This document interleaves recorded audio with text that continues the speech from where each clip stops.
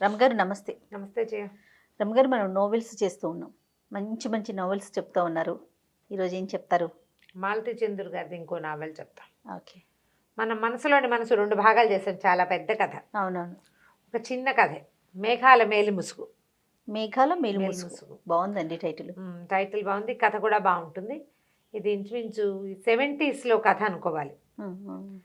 ఆవిడ ఎప్పుడు రాశారో నాకైతే ఖచ్చితంగా తెలియదు, కానీ అందులో రాసిన పియూసీ ఇవి ఇంటర్మీడియట్ 10th క్లాస్ అవి లేవు అందులో. 10th లేదు, secondary grade training, 8th 9th class చదివిన వాళ్ళే సెకండరీ గ్రేడ్ టీచర్ ట్రైనింగ్ అవ్వటం, 10th క్లాస్ పియూసీ అవ్వటము. ఓకే, వాటిని బట్టి 70s రాసిన కథ. వాటి డబ్బు, అందులో వాడిన డబ్బు పరిస్థితులు, వాటి అన్నిటిని బట్టి నేను చాలా ఇదివరకు ఎప్పుడోనే చదివా. 80s చదివాను నేను. అది 70s కథ అయి ఉంటుంది. ఈ కథలో క్యారెక్టర్ ఏంటంటే అరుణగిరి, అతను హీరో.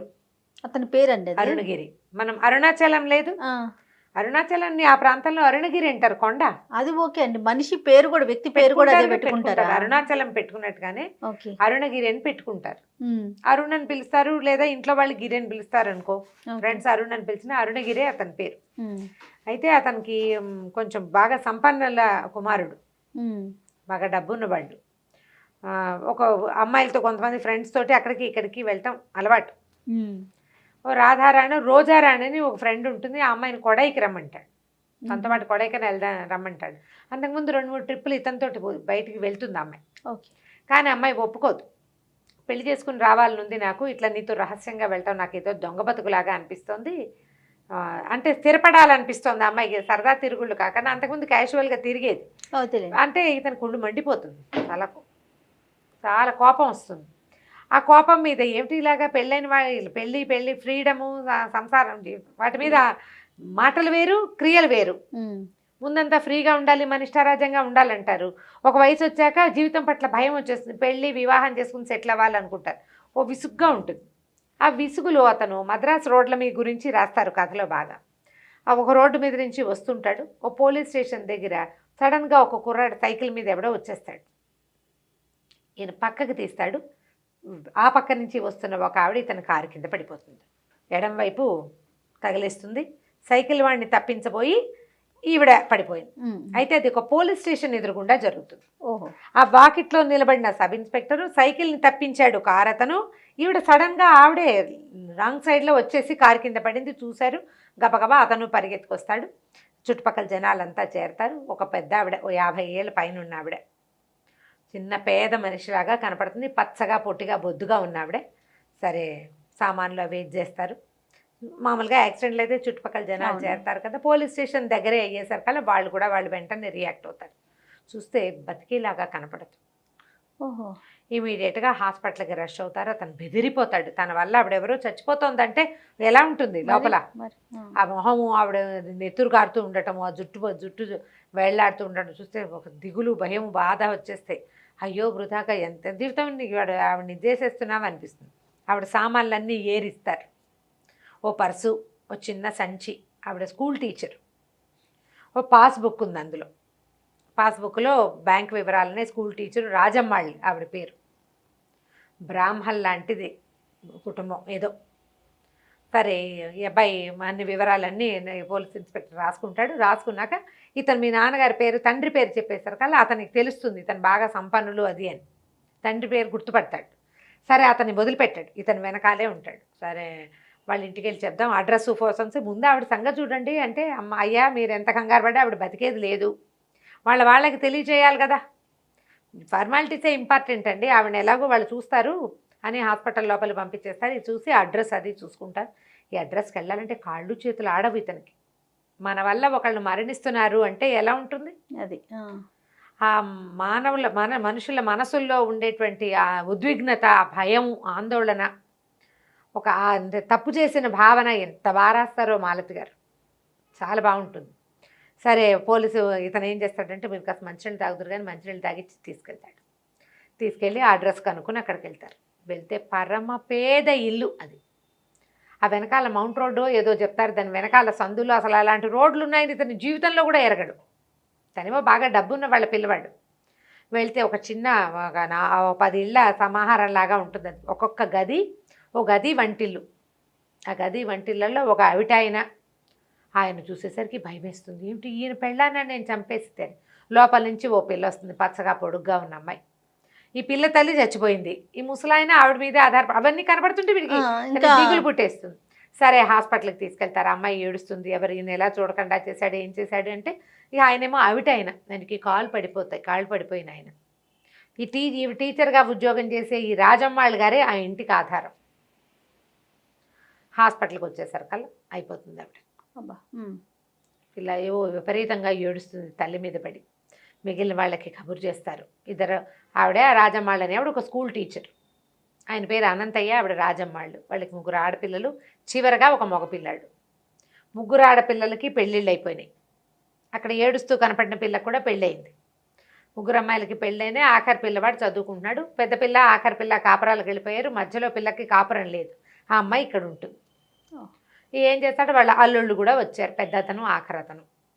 సరే ఇంకా ఏం చేస్తాడు, ఇక చేయగలిగేది ఏమిటి, పోలీస్ ఇన్స్పెక్టర్ మాత్రం ఇతను వెనకాలే ఉంటాడు. మీరు ఎంత చేస్తున్నారు నా కోసం అంటే, మీ నాన్నగారు మా నాన్నకి సహాయం చేశారు అని చెప్తాడు పోలీస్ అతను. నాకు పేరు తెలిసి నేను గుర్తుపట్టాను, పైగా నేనే సాక్షిని, ఆవిడే రాంగ్ సైడ్లో వచ్చింది, మీ తప్పేం లేదు, నాకు క్లియర్గా తెలుసు కదా, నేను అక్కడే ఉన్నాను, మనం చేయగలిగే సహాయం చేద్దాం. వాళ్ళు గొడవ చేసే మనుషుల్లాగా కూడా లేరు, చాలా పేదవాళ్ళు, నేనున్నా కాబట్టి వాళ్ళు ఏమీ గొడవ చేయటం లేదు, నేను చూస్తానని ఆ దహనం చేయటము, ఆ కార్యక్రమాలన్నీ అవుతాయి, మీరు ఇంటికి ఫోన్ చేయండి అంటాడు. ఇంటికి ఫోన్ చేసి తల్లికి చెప్తాడు, అమ్మ ఇట్లా అయింది, నేను అక్కడే ఉన్నాను అంటే, మరి పాపం బాధగా ఉంటుంది తల్లికి. ఇక్కడ ఇతను అరుణగిరి కథ చెప్తారు. అరుణగిరి తల్లి కూడా ఒంటరిదే, ఆవిడ భర్త లేరు. ఉమాపతి మొదలయ్యారని చాలా డబ్బున్న ఆయనకి 7 ఆడపిల్లలు పుడతారు మొదటి భార్యతోటి. మగపిల్లలు కలగరు, మగపిల్లల కోసం రెండో పెళ్లి చేసుకోవాలనుకునేవాడు. 60, 70, 50 ఏళ్ళ ఆ సంవత్సరాల్లో మగపిల్లల కోసం మళ్ళీ పెళ్ళిళ్ళు చేసుకోవడం చాలా న్యాచురల్, సహజమైన సంగతి. ఇప్పుడు ఈ కథ చదివితే ఇదేమిటి ఇలా ఉంది అనిపిస్తుంది మనకి, కానీ జరిగేవట్ల. మన తాతల నాడు ఉన్నాయి, మన నాన్నల నాటికి కొంచెం తగ్గినాయి. తమిళనాడు ప్రాంతాల్లో బాగా కనపడతాయి. అక్కకి పిల్లలు పుట్టకపోతే చెల్లెల్ని ఇచ్చి చేయటం, మా చుట్టుపక్కల కూడా 2-3 కేసులు నేను నీకు అట్లా చెప్పే కదా జరుగుతాయి. అయితే ఆయనకి 7 ఆడపిల్లల తర్వాత ఆయన వాళ్ళకి తెలిసిన కుటుంబంలో 8 మంది పిల్లల్లో ఒక మధ్య పిల్ల నచ్చుతుంది ఆయనకి, 16 ఏళ్ల పిల్ల. ఆ పిల్లని చేసుకుంటాడు కొడుకు కోసం. భార్య ఒప్పుకుంటుంది, కానీ ఆ సవితని చూస్తే మంటగా ఉంటుంది, సన్నగా పొడుగ్గా చక్కగా అందంగా ఉన్న అమ్మాయిని చూస్తే మండిపోదు. పెళ్ళిడికి వచ్చిన పిల్లలు ఉన్నారు ఆయనకి, 7 ఆడపిల్లలంటే మామూలు సంగతే. ఈ 15, 16 ఏళ్ల పిల్లలు లేకుండానే 7 ఉంటారు కదా, ఆఖరి పిల్లకి 7 అయినా పెద్ద పిల్లకి 15 ఏళ్ళు కనీసం. అక్కడి నుంచి ఈ అమ్మాయికి మొదట భార్యని బాగా రక్షిస్తాడు ఆయన. ఇవిడికి పిల్లలు కలగరు. 5-6 సంవత్సరాలకి ఈ కడుపుతో ఉన్నాక 3-4 నెలలు వచ్చాక సడన్గా గుండెపోటు వచ్చి చనిపోతాడు. ఆయనకి మొదట 2 ఏళ్ళకి చిన్న భార్య అంటే కొత్తగా, అంత యంగ్ పిల్ల కదా, వాళ్ళు కూడా ఇంత పెద్దవాడికి ఇవ్వటం ఏమిటి, 7 పిల్లలు ఉన్నారు కదా, అలా ఆలోచించకుండా చేసేస్తారు. ఆ పెద్ద ఆవిడేమో ఈ వచ్చిన పిల్లని దగ్గర చేసుకోదు, తిట్టిపోసి పోట్లాడి ఎప్పుడు ఏదో ఒకటి అని. సౌతులిద్దరికీ స్నేహం లేదు, ఉండగలిగే అవకాశాలు ఉన్నాయి, ఉండలేదు వాళ్ళు. ఈ అమ్మాయికి 3-4 నెలలు వచ్చాక ఆయన కాస్త చనిపోతాడు. ఇంకేముంది, ఆస్తంతా మళ్ళీ ఆవిడ పరమే అయిపోతుంది అనుకున్నారు. ఈ పిల్లని ఏం చేస్తారో అని భయపడ్డారు. కానీ ఆ ఉమాపతి మొదలయ్యారు గారు చాలా ప్లాన్డ్గా రెండో భార్యకి నెల తప్పంగానే విల్లు రాసేస్తాడు. మరి ఆ మృత్యువే తెలియజేస్తుందో ఆయనకి. దాంట్లో వివరాలు ఏంటంటే, ఒకవేళ భార్య కనుక రెండో భార్యకి కూతురు పుడితే ఆస్తి సమానంగా 8 మంది ఆడపిల్లలు 2 భార్యల మధ్య పంచాలని, 8 మంది ఆడపిల్లలకి పంచడం. మగపిల్లాడు కనుక పుడితే ఈ ఆస్తి ఎక్కువ భాగం అబ్బాయికి చెందేలాగా రాసేస్తాడు ఆయన. ఆ కాగితం ప్రకారం ఇది కరెక్ట్గా సెట్ అవుతుంది. అయితే వాళ్ళు ఈ లోపల అంతకుముందు సావిత్రమ్మ గారు అమ్మ నాన్న ఎవరు పెద్దగా రారు, డబ్బున్న వాళ్ళు కదా వీళ్ళు. కానీ ఇప్పుడు పిల్ల ఒంటరిది, 4 నెలల ప్రెగ్నెన్సీ, వాళ్ళు వచ్చేస్తారు పిల్లని చూసుకోవటానికి. పురుడు కూడా మా డాక్టరే పోయాలని కొట్టుకుంటారు. చివరికి 2 డాక్టర్ల పర్యవేక్షణలో ఈవిడికి కుమారుడు పుడతాడు తండ్రి చనిపోయిన తర్వాత. ఆ పిల్లాడి అరుణగిరి. ఆవిడ ఆ పిల్లాడి ముందు నుంచి కొంచెం అనారోగ్యం, వాడు ఎక్కడికి పంపించకుండా సవితి పిల్లలు ఏం చేస్తారో అన్న భయంతో చాలా జాగ్రత్తగా పెంచుకుంటుంది. కొంచెం పెద్ద ఇల్లు వాకిలి, భర్తని తెలివిగా చేశాడు కదా, దాంతో ఈవిడ తను స్వయంగా స్వతంత్రంగా చదువుకోవటం, 4 విషయాలు తెలుసుకోవటం, సొంతంగా ఆయనకు మంచి చాలా పెద్ద పెద్ద వ్యాపారాలు, ఫౌండరీలు అవి ఇవి ఉంటాయి, కలప వ్యాపారం, అవన్నీ తను స్వయంగా చూసుకోవటం నేర్చుకుంటుంది. పిల్లాన్ని చక్కగా చదివిస్తుంది. ఎంకామో ఏదో చదువుతాడు అతను, చక్కగా పాస్ అవుతాడు. చదువు అయిన తర్వాత కొంచెం కులాసాగా తిరుగుతూ ఉంటాడు. సరే అయితే అప్పుడు మన భర్తకి కులాసా తిరుగుళ్ళు ఉన్నాయి, మగపిల్లల్ని ఇంతేనని ఆవిడ ఊరుకుంటుంది. స్వతహాగా మనిషి మంచివాడు. సరే ఈ కథ అంతా ఒక చెప్పబడుతుంది అనమాట అరుణగిరి సంగతి. తల్లి అతను సవితక్కయ్యలు వాళ్ళతో వీళ్ళకి సంబంధం లేదు, ఎవరి ఆస్తి వాళ్ళదే, అప్పుడప్పుడు వస్తుపోతూ ఉంటారు అంతే. ఓ 3 మేనమావులు ఉంటారు, వాళ్ళకి ఆడపిల్లలు ఉంటారు, ఓ పిల్లని చేసుకోమంటారు. సవితక్కయ్యల్లో పిల్లలు కూడా ఓ పిల్లని చేసుకోండి అని అడుగుతుంటారు, ఆస్తి పోకుండా అలా చేసుకుంటుంటారు కుటుంబాలు. సరే ఈ రాత్రి సాయంకాలం ఆవిడకి అంతిమ సంస్కారం చేసేస్తారు. రాత్రి దుఃఖంగా ఇంటికి వస్తాడు. అక్కడ ఏమి ఏడావిడ బికమొహం వేసుకుని ఉంటాడు. తల్లిని చూసేసరికల్లా నా వల్ల వాళ్ళకి ఇవన్నీ పోయినాయమ్మా, చిన్న పిల్లాడు, అసలు ఆయన అవిటైనా పాపం ఆవిడ టీచరు, ఆవిడదేటి ఆధారం, చాలా దుఃఖపడతాడు. మర్నాడు యథావిధిగా వెళ్తాడు. ఖర్చులు కొంచెం అని డబ్బులు ఇస్తాడు. ఆ విశాలకి అమ్మాయికి తీసుకోవటం ఇష్టం ఉండదు. రెండో అమ్మాయికి పెళ్ళయింది కానీ కాపురానికి వెళ్ళాల. ఆ పిల్ల వీళ్ళకి ఆసరా. ఈయనకి ఏంటంటే ఆయన ఒక స్కూల్ టీచరు, ఆయన ఒక ఏమంటారు కెమికల్ దాంట్లోనే ఎక్కడో పనిచేసేవాడు, చిన్న ఉద్యోగం. భార్య, 4 పిల్లలు. ఆఖరి పిల్లవాడు పుట్టాక సడన్గా ఆయనకి పెద్ద జ్వరం వచ్చి క్రమంగా పెరాలసిస్లోకి దించేసి కాళ్ళు పడిపోయినాయి. ఈ పిల్లల్ని ఎట్లా చేసుకొస్తారు? అందుకని ఆవిడ ఏం చేసింది, 8th క్లాస్లో ఏదో వానాకాలపు చదువు ఆవిడికి. అయితే సెకండరీ గ్రేడ్ ట్రైనింగ్ అయ్యి స్కూల్లో టీచర్గా చేరుతుంది. పెద్ద పిల్లకి పెళ్లి చేసేస్తారు. పెద్ద పిల్లని కాపురాన్ని పంపిస్తే మొదట పెద్ద పిల్ల చూసేది, క్రమంగా 2వ పిల్ల 3వ పిల్ల ఇల్లు వాకిలి చూసుకునేవాళ్ళు.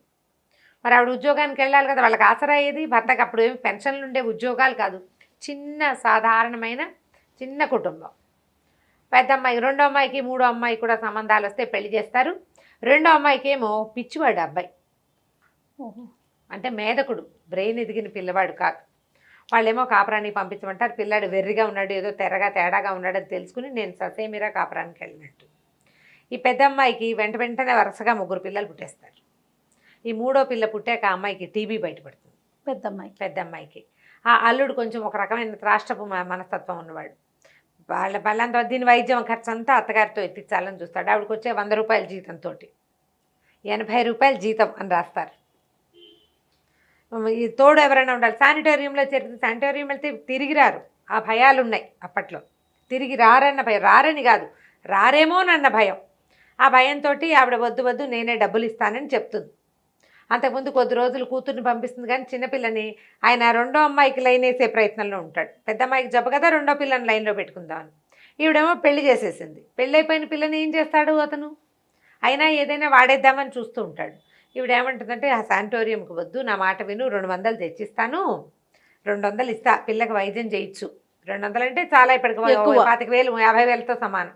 ఆవిడ 200 తీసుకోవడానికే బ్యాంకుకి వెళ్ళి డబ్బులు డ్రా చేసుకుని కారు కింద పడింది. ఆ 200 ఉన్నాయి అందులో. ఆ డబ్బు అన్నీ ఈ అమ్మాయికి అప్పచెప్తారు. ఆయన డబ్బు ఇస్తే ఈ అమ్మాయి ఏడ్చి తోకాలు పెడుతుంది. సీసాలు వద్దు, అమ్మ చావు మీద డబ్బులు తీసుకోవడం ఏంటి, మనకు చేతనైనంత చేస్తామంటే మిగిలిన వాళ్ళంతా సపోర్ట్ చేస్తారు అతన్ని. 500 ఇస్తాడు. మొత్తానికి ఆవిడ దినవారాలు 12 రోజులు ప్రతిరోజు వెళ్తాడు వాళ్ళ ఇంటికి. 12 రోజులు అయిపోయిన తర్వాత ఏం చేయాలి? పెద్ద పిల్ల చిన్నపిల్ల ఎవరిళ్ళకి వాళ్ళు వెళ్ళిపోతారు. ఇప్పుడు విశాల అత్తగారు వస్తుంది తీసుకెళ్ళటానికి. ఈ మొదలయ్యారని చెప్పాను కదా, తెలుగు వైపు వాళ్ళని నాయుళ్ళు అంటారు. అవునండి, నాయుడుస్. అయితే ఆవిడ అత్తగారు వచ్చి ఈ పిల్లని మా ఇంటికి పంపించాల్సిందే, అసలు పిండం పెడతారు. మామూలుగా పెద్దవాళ్ళకి పెడతారు కదా, చనిపోయిన తర్వాత కాకులు ముట్టుకోకపోతే నమస్కారాలు చేస్తారు. అరుణగిరికి నువ్వు చెప్తారు, నువ్వు ఈ సంసారాన్ని చూసుకుంటానని దండం పెట్టు, నీ వల్ల ఆవిడ చనిపోయిందంటే దండం పెడతాడు. కాకులు రావు. ఈ విషయాలు మాత్రం నాన్నని తమ్ముడిని వదిలిపెట్టి వెళ్ళను అని దండం పెట్టేసరికల్లా కాకి వస్తుంది. దాంతో ఆవిడ వాళ్ళ అత్తగారు పోట్లాడుతుంది, మా పిల్లాడికి పిచ్చేం కాదు, పెళ్ళం రాక పిచ్చివాడైపోయాడు, నువ్వు ఇట్లా కాపురం వదిలేస్తే ఎట్లా అంటే, అమ్మాయి ససేమిరా అబ్బాయితో నేను కాపురం చేయను, మీ ఇంటికి నేను రానని ఇస్తుంది. ఆ 12వ రోజు భోజనాలు అప్పుడే. దాంతో ఆవిడ నానా యాగి చేసి, అసలు మంచిది కాదు, అసలు రాజమ్మ గారే మంచిది కాదు, ఈ పిల్ల మంచిది కాదు, వాళ్ళ బావతో తిరిగేది, ఇప్పుడు కొత్తగా వచ్చిన నాయుళ్ళ అబ్బాయితో కూడా తిరుగుతూ ఇలా పిచ్చి బాగుళ్ళు బాగా అరిచర్చి కేకలు పెడుతుంది. పొద్దున్న వాళ్ళందరికీ తెలుసు విశాల ఎవరితోటి మాట్లాడితే ఆ పిల్ల తన జోలేదో తన ఇదేదో చుట్టుపక్కల వాళ్ళకి తెలుసు. కానీ ఏం చేస్తారు? ఆవిడ కాస్త అరిచి, ఎట్లా రావో చూస్తాను, నీ సంగతి నేను కోర్టులో కేసేస్తాను, కాపురానికి రప్పించే తీరుతానని వెళ్ళిపోతుంది. వెళ్ళాక ఈయన ఏం చేస్తాడు, ఈ అబ్బాయి ఈ దినవారాలు అయిపోయాక మీకు ఏదైనా చూస్తాను నేనని చెప్పి అడుగుతాడు. ఆ అమ్మాయి మొదటి రోజున తల్లిని చూడ్డానికి వెళ్ళినప్పుడు తప్ప మళ్ళీ అతనితోటి మాట్లాడదు. మిగిలిన వాళ్ళందరూ ఇతనితో మాట్లాడుతూ ఉంటారు. చుట్టుపక్కల వాళ్ళు కూడా పలకరిస్తారు ఏం బాబు అని. తలకాయ కూడా తిప్పి చూడదు. ఆ అమ్మాయి తన ఉనికిని పట్టించుకోనట్టుగా ఉంటే ఇతనికి ఆ అమ్మాయే కావాలనిపించడం మొదలు పెడుతుంది. సహజంగా జరుగుతుంది. మనని పట్టించుకోకుండా ఉంటే వాళ్ళ మీద మనకు ఆసక్తి ఎక్కువగా ఉంటుంది. సరే వీళ్ళకి ఏదైనా సహాయం చేయాలని అడుగుతాడు. మీ అల్లుడు పెద్దల్లుడు రామారావు మిమ్మల్ని రమ్మంటున్నాడు అంటే మేము వెళ్ళను నాయన, ఇక్కడే ఉంటాం, ఏదో ఉన్న మటుకు చూస్తామంటే తాను ఏమన్నాడు, మీ అమ్మాయిని చదివిస్తాను, స్కూల్ ఫైనల్ ముందు అది కట్టేయమనండి, ఈ విషయాలకి చదువుకోవాలని ఉంది. పాపం అంతకుముందే కాపురం చెడగొట్టుకుని ఉంది కదా, వాళ్ళ అమ్మని అడుగుతుంది చదువుకుంటాను, చదువుకుంటే అప్పుడు మన ఇద్దరం కలిసి సాయం ఇంటిని ఇది చేసుకోవచ్చు, కాంతమ్మ బావ దగ్గరికి నేను వెళ్ళను, అక్కయ్య పెద్దక్కయ్య దగ్గరికి అని చెప్తుంది. ఈ చదివిస్తానని అనేసరికల్లా అమ్మాయ అనుకుని తయారైపోతుంది. స్కూల్ ఫైనల్ పరీక్షకి తయారవ్వాలి. ఏదో ఒక ట్యూటోరియల్ కాలేజీలో చేర్పిస్తాడు. ఖర్చులు కొంచండి తేపా 100 చొప్పున ఇస్తాడు. వీళ్ళు చిన్నగా బతకడానికి అలవాటు పడ్డవాళ్ళు. ఓ 50 రూపాయలు 30 రూపాయలు ఉంటే చాలు వాళ్ళకి బతికేయగలరు. అప్పటి జీవితాలు అవి. ఈ బిల్డింగ్లో ఉన్న వాళ్ళంతా అరుణగిరికి అది చెప్పు ఇది చెప్పు అని విశాలని అడగటం మొదలెడతారు. అతనికి బాగా డబ్బు ఉందని, మంచి పేరు ప్రఖ్యాతులు ఉన్నాయి, అంటే ఏదైనా చేయగలడు అనే విషయం ఎలా తెలుస్తుందంటే ఆ బిల్డింగ్లో ఉన్న ఒక పేద కుటుంబం, అతనికి ఉద్యోగం పోతుంది, వాళ్ళిద్దరూ కొట్టుకుంటూ ఉంటారు. అతను కొడతాడు పెళ్ళాన్ని. సరిగ్గా ఆ టైంకి వస్తాడు అరుణగిరి. అదేంటి బార్బేరియస్గా పెళ్ళాన్ని కొడుతున్నాడంటే ఏం చేస్తారు, ఎవరైనా తప్పదు, మీరున్నారు కాబట్టి నేను ఆగాను, లేకపోతే మా అత్తగారు కూడా నన్ను ఇలాగే కొట్టుకుంటూ తీసుకెళ్ళలేదంటే కంగారు పడతాడు. వద్దొద్దు అలాంటి జీవితాలు కాదు, ముందు అతనికి పంపించు, నేను ఉద్యోగం వేయిస్తాను. దాంతో చుట్టుపక్కల వాళ్ళకి తెలుసు ఇతను మర్యాదస్తుడు, తను మంచివాడు, ఈ అమ్మాయి కొంచెం బుద్ధిమంతురాలు, వీళ్ళ మీద వాళ్ళకి ఎవ్వరికి ఏం అనుమానాలు రావు. పైగా అదేంటి 10 ఇళ్ళు కలిసి ఉన్న ఒక సావిడి, అక్కడ ఏం జరుగుతాయి జనానికి తెలుస్తూనే ఉంటుంది. అతను ఆవిడని చంపేశానన్న గిల్టీ ఫీలింగ్ తోటే వీళ్ళ ఇంటికి తిరుగుతున్నాడు అనే విషయం తెలుస్తుంది. ఈ 15 రోజుల పాటు ఈ వ్యవహారం అంతా చూసాక అప్పుడు రోజారాణిని కలవడానికి వెళ్తాడు తన ఫ్రెండ్ని. ఆ అమ్మాయికి తెలుస్తుంది ఇతనిలో ఏదో చేంజ్ వచ్చేసిందని. 15 డేస్ పాటు ఒక పేద కుటుంబానికి ఆసరాగా నిలబడేసరికి తను ఇంతవరకు ఏదో కులాసా జీవితం అనుకుంటున్నాడు. అసలు జీవితం ఇది కదా, జీవితం కోసం కష్టపడటం అంటే ఏమిటో తెలుస్తుంది. ఈ విషయాలని చదివించడానికి పెట్టుకుంటాడు.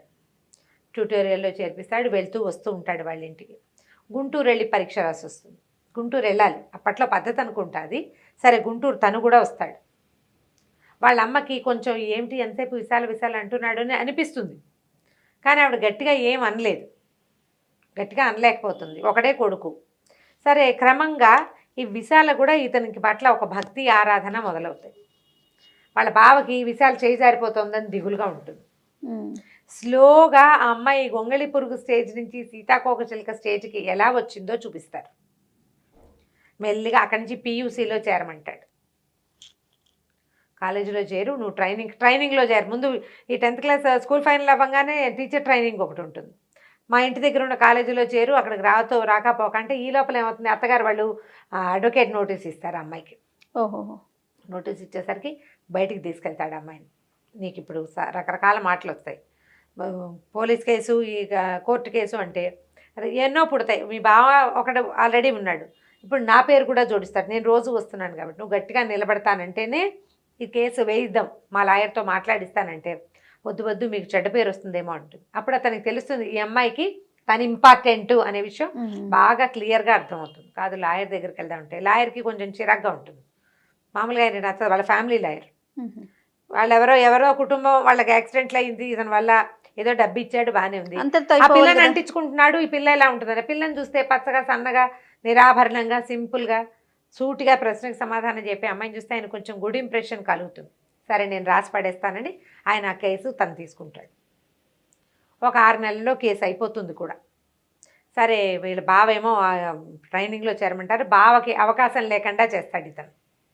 మీ ఇష్టం, మరి మీ పేరు వస్తుంది, కోర్టు కేసు వస్తుంది కదా అనేసరికల్లా ఇంకేం చేస్తాడు, వెనక్కి తగ్గుతాడు. కానీ ఏం చేస్తాడు, వాళ్ళ ఇంటికి వెళ్ళి సావిత్రమ్మ గారికి చెప్తాడు, ఓహో మీ అబ్బాయి మా మరదల్ని పెళ్లి చేసుకునేలాగా ఉన్నాడు, విడాకులు కూడా ఇప్పిస్తున్నాడు అంటే ఆవిడ ఇట్లా ఎన్నో పడి ఉంది. 21-22 ఏళ్ల వయసులోనే భర్త పోతే ఆవిడెన్ని చూసిందో జీవితంలో. కేకలేస్తుంది, మీకు 2 ఆడపిల్లలు ఉన్నారు, రేపొద్దున మీ పిల్లని ఇలాంటి మాట అంటే మీరు సహించగలరా? తప్పు, అట్లా అనబోకండి, 100 రూపాయలు మీ పిల్లలకి ఏమైనా కొనిపెట్టండి, ఏమైనా ఇబ్బంది వస్తే మేము చూసుకుంటాం, మీరు వెళ్ళండి అంట. కానీ ఆవిడకి లోపల ఒక దుడుకుంటుంది. తమ్ముడు కూతురుని తెప్పిస్తుంది, దాంతో ఏమీ నడవదు. అదొట్టి అన్నిటికీ బోరు, ఏదో పాప్ మ్యూజిక్ అవే మాట్లాడుతూ ఉంటుంది. ఈ అరుణ్ గారు ఏంటంటే తరచుగా విశాల దగ్గరికి వెళ్ళటం అలవాటు అయిపోతారు వాళ్ళిద్దరు ఒకళ్ళకొకళ్ళు. అతను రాకపోతే అమ్మాయి వెయిట్ చేస్తుంది. అతను అక్కడికి వెళ్ళాలని అనుకుంటాడు. ఇది వరకు లాగా కొడై వెళ్దాం, అక్కడికి వెళ్దాం, గిండి రేస్ కోర్స్కి వెళ్దాం, డబ్బులు విసిరేసి పాడి చేసేద్దాం, ఆడేసుకుందాం, ఆ ధోరణి పోతుంది. ఎంతసేపు విశాలతోటే అతని మనసు ఉంటూ ఉంటుందన్నమాట. కాలేజీలో చేర్పిస్తాడు, కాలేజీ దగ్గరికి వెళ్ళటం వెళ్తాడు. క్యూఎంసీ, అది మంచి కాలేజ్, చాలా పెద్దది అనుకుంటా. క్యూఎంసీ అని వస్తుంది, క్యూ కాదనుకుంటా, పేరు గుర్తు రావట్లే నాకు. సిఎంసీ లాంటిది కూడా అయ్యి ఉండొచ్చు బహుశా. ఏదో మంచి కాలేజ్, సంపన్నుల కాలేజ్ అంటే కాదని ఆ కాలేజీలో చేర్పిస్తాడు. ఆ విశాల చదువుకుంటుందని చెప్తాడు తల్లికి. బాగానే ఉంది సహాయం చేసే వరకు. అది ఎటు తిరుగుతుందో అని భయం తల్లికి. కాకపోతే ఆ అమ్మాయి ససేమిరా ఇతనితో పెళ్లి ఒప్పుకోదు. చెప్తాడు, నాకు వేరే ఆలోచనలు ఉన్నాయి అని చెప్తాడు. నేను ఉంటా కదా, నేను ఎక్కడికి వెళ్తాను, నేను నిన్ను రోజారాణిని పిలిచినట్టుగా కొడై వెళ్దామని, బెంగళూరు వెళ్దామని పిలవలేనంటాడు. ఎందుకు పిలవవు, నువ్వు పిలువు, నేను కావాలంటే వస్తా. నువ్వు రోజారాణిని పెళ్లి చేసుకో, మీ అమ్మ సంతోషపడుతుంది, పాపం ఆవిడ జీతం చిన్నతనం నుంచి కష్టాలు పడుతుంది అంటుంది. పెళ్లి చేసుకోమని ఎంకరేజ్ చేస్తుంది, తనని కాదు. ఓసారి పెళ్ళి అయిపోయింది, నాకు మళ్ళీ పెళ్ళి ఏమిటి అనుకుంటుంది. అతను ఏమంటాడు, నువ్వు తప్పిస్తే నాకు ఇంకో జీవితం వద్దు, నేను నిన్ను తప్పిస్తే ఇంకెవరిని ఊహించుకోలేను, ఆసక్తి లేదు నాకు నువ్వే కావాలంటాడు. ఆ అమ్మాయి ఒప్పుకోద్దు దానికి. మీ అమ్మ సంతోషపడుతుంది, పెళ్లి చేసుకో, పాపం ఎంతకాలం ఒంటరి జీవితం అనుభవిస్తుంది మీ అమ్మ అని చెప్తుంది. నీ మంచి కోసమే నేను కాదంటున్నాను పెళ్ళి అని చెప్తుంది. అందరూ ఏమంటారు, నేను ఇంత సంపన్నుడివి, దారైపోయే పిల్లని, పెళ్ళైపోయిన విడాకుల పిల్లని చేసుకుంటావా, పరువు తక్కువ కాదా నీకు అంటుంది. నీ పరువు పోతుంది. నేను ఉంటాగా, నేను ఎక్కడికి వెళ్తా, నేను నీతోటే ఉంటాను, పెళ్ళొద్దు, నేను నిన్ను పిలవలేనంటాడు. పిలువు, నేను వస్తాను కావాలంటే, నువ్వు ఏది చేయమంటే అది చేస్తా, పెళ్ళి మాత్రం వద్దు. అతని పరువు పోతుంది అనుకుంటుంది. ఆ రోజుల ఆలోచన అనమాట. నీ వల్ల నా జీవితం ఇంత బాగుంది, నాకు నాగరికత తెలిసింది, ఇవన్నీ దానికి తెలిసినాయి, ప్రతి చోటకి తీసుకెళ్తాడు. అంతకుముందు గుంటూరు వెళ్ళేటప్పుడు ఏమైనా కొనిపెడతానంటే ఒక్క పెన్ను కొనిపెట్టమని అడుగుతుంది. టాయిలెట్ సామాన్లు అక్కర్లేదని నీకు ఊరు వెళ్ళటానికి అంటాడు. ఏమొద్దు, పెట్టే జమకాన ఉన్నాయి అంతే చాలు నాకంట. పెన్ను ఒకటే కావాలి పరీక్ష రాయడానికి. ఫౌంటైన్ పెన్ తీసిస్తాడు జేబులో నుంచి. ఖరీదైన పెన్ను వద్దు, మా రాజు రాసుకునే మామూలు పెన్ను చాలు నాకంట. ఏం పర్వాలేదని పెన్ను ఇస్తాడు. అతను ఏదైనా ఇస్తే బిడియంగా ఉండేది మొదట్లో, ఇప్పుడేం లేదు, చాలా స్వతంత్రంగా కొనిపించుకుంటుంది కావాల్సినవి. కానీ పెళ్లి మాత్రం లేదు. ఇతను ఏం చేస్తాడు, 15 రోజులు ఎక్కడికో ట్రిప్కి వెళ్తానంటాడు. ఆ అమ్మాయిని తీసుకెళ్తున్నాడు అనుకుంటుంది తల్లి.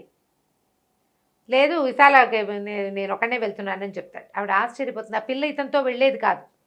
అంతకుముందు చాలామంది ఆడపిల్లలు ఈ అబ్బాయితో తిరిగేవాళ్ళు. ఆవిడకి తెలుసు తల్లికి. ఆవిడేమో అడ్డు చెప్పేది కాదు అతను సరదాకి. 15 రోజుల బెంగ పెట్టేసుకుంటుంది విశాల కూడా. తల్లి బెంగ పెట్టుకుంటుంది, ఈ అమ్మాయి బెంగ పెట్టుకుంటుంది. తిరిగి వచ్చాక తల్లికి జ్వరం వస్తుంది, ఒంట్లో బాగుండదు. వారం రోజుల పాటు అమ్మాయి పేరెత్తకుండా తల్లి పక్కనే ఉండి ఆవిడకి పచ్చం పెట్టి ఆవిడ నార్మల్ అయ్యేదాకా పక్క నుంచి కదలటు. పెళ్లి చేసుకోమంటుంది. నేను కూడా అంతేనమ్మా, చేసుకోవాలని అనుకుంటున్నా, విశాల తప్ప ఇంకోళ్ళని నేను పెళ్లి చేసుకోలేను. విశాల ఒప్పుకోదు, చేసుకోమంటుంది వాళ్ళమ్మ. విశాల ఒప్పుకోదమ్మా అని చెప్తాడు. ఈ అబ్బాయి 15 రోజులు ఊరు వెళ్ళినప్పుడు ఈ కాలేజీలో ఏదో ఫంక్షన్లు అవుతాయి. ఈవిడ లాయర్ గారిని కలిసి, ఏమిటండి ఈ స్నేహాలు అవి ఎలా అంటే, అమ్మాయి మంచిదేనమ్మా, అమ్మాయి తప్పేం లేదు, కాపురం ఉన్న పిల్ల కాదు, పిచ్చి అబ్బాయికి ఇచ్చి పెళ్లి చేశారు, అసలు ఆ పిల్ల వాళ్ళ ఇంటి గడప కూడా తొక్కల, పెళ్లిలోనే బయటపడింది, కేసు కూడా అయిపోతుంది 6 నెలల్లో, పిల్ల చక్కగా నిదానంగా ఉంటుంది, అందమైన పిల్ల అని చెప్తాడు. ఓసారి చూస్తానంటే, మా అమ్మాయి క్లాస్మేట్సే, మీరు రండి అని కాలేజ్ ఫంక్షన్ తీసుకెళ్ళి విశాలని చూపిస్తాడు. మామూలు సిల్క్ చీర కట్టుకుని సాదాగా, ఏమీ హడావిడి లేకుండా ప్రశాంతంగా ఉన్న అమ్మాయిని చూస్తే ఆవిడకి ఇష్టంగానే ఉంటుంది. కానీ ధైర్యం కాదు, మన కులం కాదు, పెళ్ళైపోయిన పిల్ల. ఒకసారి పీటలెక్కిన పిల్లతో మళ్ళీ పెళ్ళేమిటి, అప్పటి రోజులు కదా ఆ కాలం. అంటే వాళ్ళు ఆ కాలంలో ఇలాంటి ముందుకు వచ్చిన సంఘటనలు మనకి చాలా అరుదుగా కనపడేవి. చెదురుమదురుగా కాదు, అక్కడక్కడా కాదు, చాలా అరుదు. నేను బాగుంది పిల్లని చెప్తుంది. నువ్వు ఎప్పుడు చూసాను, నేను మొన్న వెళ్ళి చూసి వచ్చానురా అంటే, అరుణ్ ఒప్పుకోదమ్మా విశాల అని చెప్తాడు. తను ఒప్పుకోదు, నా మంచి కోసమే అంటుంది అంటే ఆవిడ అట్లా ఆలోచించుకుంటూ ఉండిపోతుంది అనమాట. చూస్తే ఇతను రామకృష్ణ ఇవి వింటాం, చిన్మయ మిషన్ వాళ్ళవి వింటాం, హరిద్వార్ వెళ్తాం, ఋషికేశ్ వెళ్తా, అలా చెప్తాడు. పెళ్ళి మాత్రం వద్దమ్మా నాకు, నేను ఎవరిని చేసుకోలేను, నాకు ఎంతసేపు కళ్ళు మూసుకుంటే విశాల అవి ఇంట్లో తిరుగుతున్నట్టు, నాతో మాట్లాడుతున్నట్టు నాకు అవే అనిపిస్తాయి. వేరే మనిషిని అసలు ఊహ కూడా లేదు నాకు, నేను ఇంకో మనిషిని భరించలేని అమ్మాయిని తప్ప అంటే. ఈవిడ చూసి చూసి ఆలోచించుకుని ఏం చేస్తుంది, నువ్వు ఇవాళ ఇంట్లో ఉండు, సాయంకాలం నేను బయటకు వెళ్తా, కారు తీసుకెళ్తానని చెప్తాను. అతను ఇంట్లో ఉంటాడు. ఇతనికి ఏమో ఇప్పటికి చాలా రోజులైపోయింది విశాలని చూడాలని ఉంది, వారం అయిపోతుంది, వెళ్ళి చూసొద్దామని ఉంటుంది. తల్లి ఎక్కడికో వెళ్తుంది. ఈ తల్లి ఏం చేస్తుందంటే ఈవిడ హాస్టల్కి వెళ్ళిపోతుంది. అమ్మాయిని కాలేజీలో హాస్టల్లో ఉంచుతాడు కదా. ఈ మధ్యలో నేను మిస్ చేసింది ఏంటంటే తండ్రి కూడా చనిపోతాడు. ఆ పిల్ల ఒక్కతే అయిపోతుంది. తండ్రి చనిపోతాడు. తమ్ముడు తండ్రి విశాల ముగ్గురు కలిసి ఉంటారు. తండ్రి చనిపోతారు కదా, ఈ అమ్మాయిని ఎక్కడ ఉంచాలి? తమ్ముడినేమో పెద్దక్కయ్య తీసుకెళ్తుంది. పెద్దక్కయ్య మొగుడు కూడా వీళ్ళు అప్పుడప్పుడు ధన సహాయం చేస్తారు. విశాలని హాస్టల్లో ఉంచుతాడు. ఈ హాస్టల్కి వెళ్ళి అమ్మాయి ఇతని కోసం వెయిట్ చేస్తుంటుంది బయట. ఈవిడ పోయి అక్కడ నుంచుంటుంది. విశాల అంటే వాళ్ళ అమ్మ పిలిచినట్టు అనిపిస్తుంది. నేను అరుణ్ వాళ్ళ అమ్మనని చెప్తుంది. మీరు ఆ రోజు వచ్చారు కదా అంటే, వచ్చాను, నిన్ను చూద్దామనే వచ్చాను, నువ్వు నాతో వచ్చి మా ఇంటికి అరుణ్ని పెళ్లి చేసుకుందు కానీ అని చెప్తుందట. జీవితంలో ఎన్నో ఆటుపోట్లు తిన్నాను. నా జీవితంలో నాకెవ్వరూ సహాయం దొరకల. నేను కాపురం చేశాను, ఒక 5-6 సంవత్సరాలు వైవాహిక జీవితం, చంటి బిడ్డ. నా కాలం వేరు, ఈ కాలం వేరు. వాడు ఇప్పుడు చిన్మయ మిషన్వి వింటున్నాడు, హరిద్వార్ ఋషికేశ్ వెళ్తానంటాడు, విరాగిగా మారిపోతున్నాడు. నువ్వు చూస్తే నువ్వు ఇలాగే ఉంటావు వాడి కోసమే. ఎందుకు ఈ జీవితాలు ఇలా అయిపోవాలి? కాలం మారింది, పద ఇంటికి వెళ్ళిపోదామని వచ్చేస్తుంది అమ్మాయి. తీసుకొచ్చేస్తుంది. ఆవిడ ఒప్పిస్తుంది. అమ్మాయి చాలా భయపడి బాధపడుతుంది, వద్దంటుంది. ఆవిడ ఒప్పుకోదు. నాదే కదా అభ్యంతరం, నాకు కాకపోతే నువ్వెవరికి సమాధానం చెప్పాలి? లోకానికి, ఏ లోకానికి పిచ్చబ్బాయి నుంచి పెళ్లి చేసిన లోకానికి లోకానికి నీకేం సమాధానం చెప్పింది? వాడు కాపురానికి పనికిరాడు మొదటిది. అసలు మామూలుగా మనిషిగా ఒక అమ్మాయి పక్కన ధైర్యంగా నిలబడేందుకు కూడా పనికిరాని వాడికి వివాహం చేసేసారు వాళ్ళు. వాడిని చూసుకోవడానికి ఒక పిల్లని అన్యాయం చేశారు. లోకం వాళ్ళని ఏమైనా అన్నదా? లేదు. ఇప్పుడు నిన్నెందుకంటారు? నిన్ను అనరు అని చెప్పి తీసుకొచ్చేస్తుంది. ఏం చేస్తుంది, ఇంటికి అక్కడి నుంచి ఫోన్ చేయిస్తుంది, అన్ని లైట్లు వేసేయమని. ఇంట్లో లైట్లు వేస్తే సాయంకాలం చీకటి పడేసరికల్లా ఇల్లంతా లైట్లు వేసి ఉంటారు. డ్రైవరు, నాయరు, ఇంకా ఎవరో ఉంటారు పనివాడి, తోటమాలి. ఎందుకురా లైట్లు వేస్తున్నారంటే అమ్మగారు అన్ని లైట్లు వేయమన్నారు. అన్ని లైట్లు వాకిట్లో, బయట వాళ్ళ వాకిట్లో పెద్ద పెద్ద బొండు మల్లెల చెట్లు అవి చెప్తారు దాని గురించి. నైట్ క్వీన్ వాసనలు వస్తాయి. మల్లె చెట్లు పాదులు అవి చాలా ఎక్కువ ఉంటాయి. ఆ పాదుల మధ్యలో కారు వచ్చి ఆగుతుంది. అందులో నుంచి దిగుతున్న ఆ విశాల వాళ్ళ అమ్మని చూసి ఆశ్చర్యపోతాడు. వాళ్ళ అమ్మలో అంత మార్పు వస్తుందని అనుకోడు అతను. విశాలను తీసుకొచ్చేసాను, మీ ఇద్దరు నాకు దండం పెట్టండి, కొత్త జీవితాన్ని మొదలు పెడుతురు కానీ అని చెప్తాను. ఆ మేఘాలు తొలిగిపోయి సూర్యుడు బయటపడ్డాడనమాట. ఈ మేఘాలు ఏమిటి? సంప్రదాయాలు, ప్రపంచం మీద ఒక రకమైన భయం, సమాజం పట్ల భయాలు. ఇప్పుడు సమాజం ఏ రకంగానూ వీళ్ళకి హెల్ప్ చేయదు. అవును. 3వ నెల గర్భవతికి భర్త చనిపోతే ఆవిడ ఎల్లకాలం ఒంటరిగానే బతికింది కదా. 22 ఏళ్ల పిల్ల, అంతే వయసు. అదే 22-23 సంవత్సరాలు ఉన్న విశాల ఏ సంసారం లేదు, ఏమీ లేదు, ఒంటరి బతికే. ఎవరి ఆసరాతోటి బతుకుతారు? సమాజం ఏ రకంగానూ ఆసరా ఇవ్వదు కదా. ఆ రోజుల్లోనే ఇలాంటి ఒక అత్యద్భుతమైన కథ రాశారు మాలతి గారు. మాలతి చంద్ర గారు అన్ని కథలు కూడా స్త్రీ పవర్, ఒక ప్రత్యేకమైన స్త్రీ శక్తి అనేది ఎంత బాగా ఉంది. ఇప్పుడు మన మనసులోను మనకు అదే కనపడుతుంది. శతాబ్ది సూర్యుడిలోనూ అదే కనిపిస్తుంది. ఇంకొకటి ఉంది, ఆలోచించు, అది చెప్దాం, అది కూడా చాలా బాగుంటుంది. ప్రత్యేకమైన స్త్రీలు, అంతే. ఆడవాళ్ళు గనక దీనికి నిలబడితే ఖచ్చితంగా చక్కగా సమాజం మారుతుంది. ఇందులో మగవాళ్ళ పాత్ర 50%, మిగిలిన 50% ఆడవాళ్ళది. ఇప్పుడు విశాల ఏ తప్పటడుగులు వేల, వాళ్ళ అమ్మ సావిత్రమ్మ గారు ఏ తప్పటడుగులు వేల. ఆవిడ పూనుకుంది. వేసిన అడుగు స్థిరమైన అడుగు వేయటం, అటు ఇటు వేయద్దు, స్థిరంగా అడుగులు వేయటాన్ని చాలా బాగుంటుంది. నావెల్ కనుక దొరికితే చదవచ్చు. మేఘాల మేలు ముసుగు మన ప్రస్తుత కాలపు భాష. జస్ట్ ప్లేసెస్ అవన్నీ మాత్రం పురాతన మద్రాసు ప్రాంతాన్ని, ఓల్డ్ చెన్నై. మిగిలినవన్నీ కూడా మామూలు మన రెగ్యులర్ కథలే. కాకపోతే మనం ఇవాళ రోజున చూస్తున్న సమాజము కొంచెం దీనికి వెనక సమాజంగా మనకు కనపడుతుంది. మన నాన్నల నాటి సమాజంలాగా కనిపిస్తుంది. బాగుంటుంది కదా. బుక్ కొని చదువుకోండి, తక్కువే, 60 రూపాయలు ఉంటుంది, అంతకంటే. తప్పకుండా రమ్మగారు. నమస్తే.